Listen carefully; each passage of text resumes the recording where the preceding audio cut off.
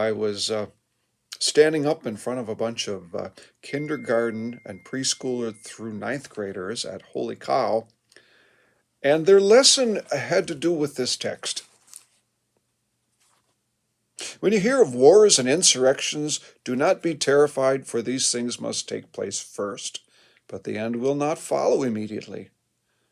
It talks about nations rising against nations and signs and dreadful things and earthquakes, and then it continues, but before all this occurs, they will arrest you and persecute you.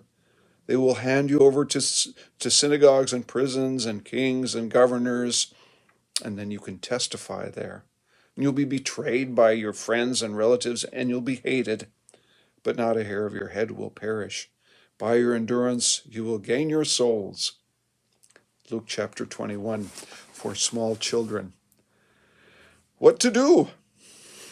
What do you do when you have really hard passages like that tell about all sorts of things that a person could be worried about or fearful of, and yet you say, don't worry and don't be fearful? I think that it's not such different between small children and adults. Only adults have a lot more experience to draw on. They've lived long enough to see wars and famines and persecutions and have times when people have hurt them through betrayal, or family who have become and act like they're no longer family. Small children don't have that. It's not a reference point. But as we grow older, we encounter that, and maybe even more so, we need to hear that faith, simple faith, the faith of a child, trusting in God, that through all and in the end, we will still have our victory just by enduring, just by outlasting all those things around us. We will have the victory. Maybe that's the message that we preach to children, but maybe we need to preach it just as soundly and just as faithfully to adults as well.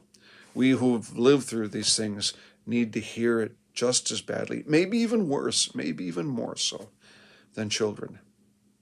A simple trust in God, in Jesus Christ, in the presence of the Holy Spirit, in the midst of all the other circumstances that point to the contrary, is what Jesus is throwing out there.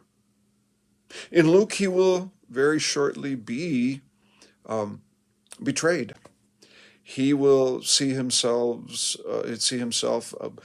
with the rulers that be tried and then condemned to execution.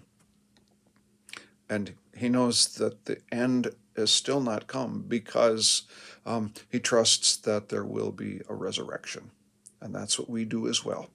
In the midst of everything, we trust in a resurrection. We trust in the presence of God through anything, through everything, for everyone. May God bless you in your lives as you dwell on sometimes the difficult moments, but may also God dwell in you as he would